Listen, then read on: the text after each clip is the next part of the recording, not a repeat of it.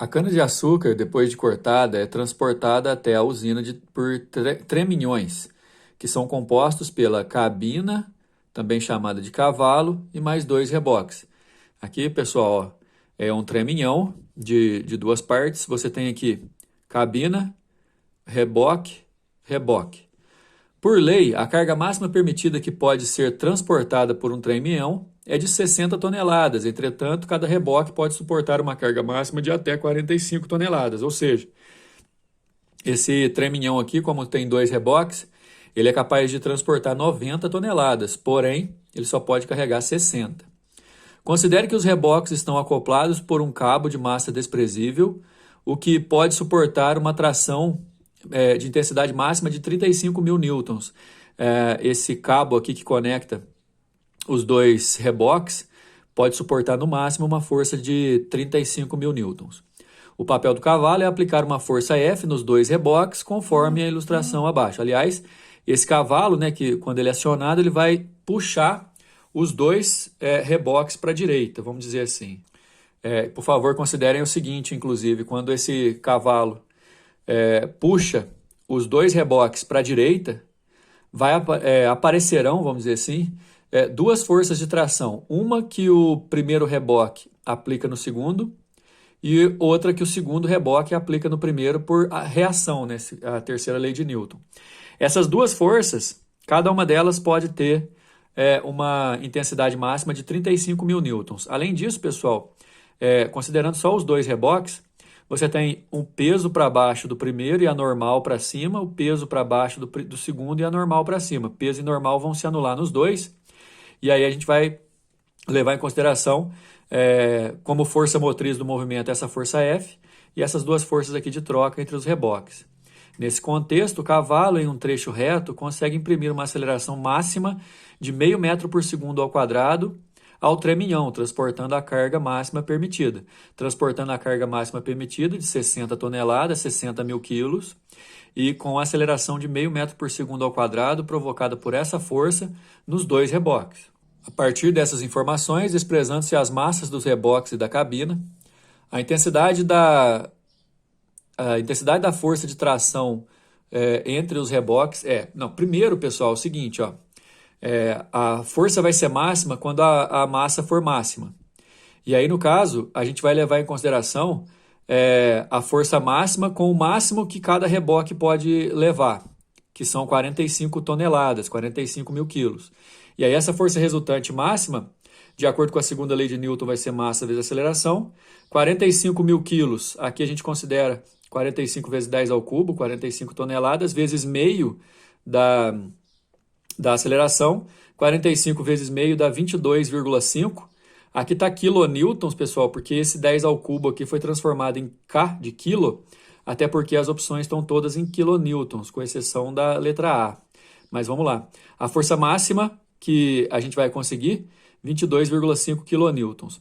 Aí depois a força do cabo vai ser mínima quando o último cabo tiver aquela massa que vai ser só o restante para completar o total. Ou seja, se o primeiro reboque está levando o total que ele consegue, que é 45 toneladas, e como a lei só permite 60, o segundo reboque vai levar só 15 toneladas. E aí a força mínima vai ser lá no segundo reboque, que vai ser massa vezes aceleração, a massa mínima é de 15 mil quilos, vezes meio da aceleração, que é a mesma do primeiro caso, 15 vezes meio dá 7,5 newtons, e esse 7,5 vezes 10 ao cubo newtons, o 10 ao cubo foi transformado em quilo, e a resposta vai ser a letra C, porque ela vai poder variar de 7,5 quilonewtons a 22,5 quilonewtons. Ou seja, por que ela vai poder variar assim? Eu tenho que levar 60 quilos, 60 toneladas no máximo, mas, por exemplo, se eu colocar 45 no primeiro reboque e 15 no segundo, a força de tração vai ser 7,5 e a força total F 22,5. Se eu colocar o reboque de trás mais pesado, a força nele vai ser de 22,5. Certo? Então, por isso que vai ser uma faixa de no mínimo 7,5 e no máximo 22,5. Resposta à letra C. Número 2. Um trenzinho de madeira é composto por dois vagões, A e B, e uma locomotiva, conectados por meio de engates. As três composições possuem 4 rodinhas idênticas e qualquer ação do atrito pode ser considerada nula. Mantendo uma força de intensidade 0,90 N horizontal e para a direita sobre a locomotiva, uma criança inicia o movimento de seu trenzinho. Então é isso aqui, ó. Essa força de 0,90 N é essa força que vai ser aplicada na locomotiva, mas vai puxar o conjunto inteiro. Lembrando que não tem atrito e tal. Sabendo-se que a massa de cada vagão é 160 gramas. 160 gramas no B, 160 gramas no A. E a massa da locomotiva é 130 gramas da locomotiva L. A intensidade da força de tração exercida sobre o engate, indicado pela seta, eu quero saber qual que é a força de tração aqui, que na verdade é a força que é trocada pelo vagão A e pelo vagão L. Vai ter uma força de tração no vagão A e vai ter uma força de tração na locomotiva L. A força no vagão A é a locomotiva que faz, a força na locomotiva é o vagão A que faz, só que tem um detalhe. Essa força, ela puxa os dois vagões A e B ao mesmo tempo. Só que, de todo caso, pessoal, a gente pode usar a força valendo 0,90 e a massa total do sistema para calcular a aceleração. Olha aqui, ó. O princípio fundamental da dinâmica, a segunda lei de Newton, força é igual a massa total vezes aceleração.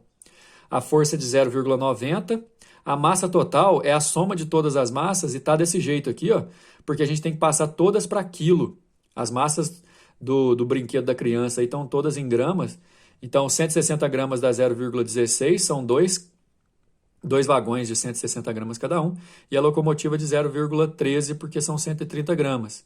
E aí essa massa total vai dar 0,45, você passa dividindo, 0,90 dividido por 0,45 é a aceleração. Só que a força que a gente busca, que é a força que está nesse engate, raciocina comigo, ela puxa só os dois vagões de trás, certo? Mas aí ela acarreta essa mesma aceleração nos vagões. Por isso que a segunda parte da nossa resolução é considerando só as massas de A e B, e seria uma massa total do sistema, levando em conta que uma força de tração que vai aparecer aqui no engate vai puxar todos esses dois corpos juntos. Essa força F é igual a massa total vezes a aceleração. A aceleração, repara, ó, é a mesma que a gente achou ali na primeira situação. Não pediu, mas a gente tem sempre que buscar aceleração nesses exercícios, pessoal. E 0,32 porque eu vou somar as duas massas, que são 160 gramas, dá 320 gramas. Em quilograma dá 0,32, vezes 2, 0,64 Newton, a resposta à letra E. Número 3, considere dois blocos A e B ligados por uma corda homogênea de massa 2 kg em um local isento de gravidade. A massa da corda vai ser considerada agora, pessoal, diferente de todos que a gente já viu. Pelo fato dela ser homogênea, se eu partir essa corda aqui no meio certinho, como ela tem 2 kg, eu vou ficar com 1 kg de corda de cada lado, certo?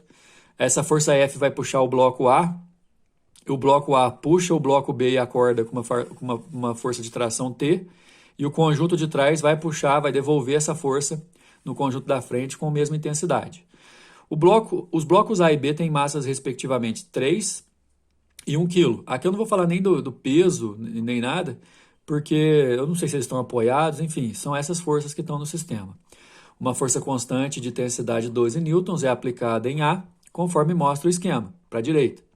A força tensora no meio da corda tem intensidade igual a. Considerando aquilo que eu falei, pessoal, e levando em conta que a força de tração puxa metade da corda mais o bloco B, a gente primeiro vai calcular a aceleração. Olha só, aplicando a segunda lei de Newton, eu vou somar as três massas, o corpo A, o corpo B e a corda, né? Aí a força resultante é igual a massa total vezes a aceleração. A força resultante é aquela de 12 newtons que puxa para a direita.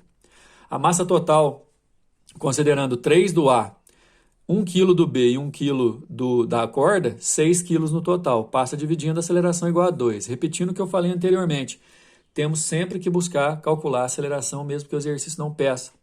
E aí essa força de tração, eu escolhi o bloco B de trás porque ela é a força resultante no bloco B, no sistema formado pelo bloco B e a metade da corda.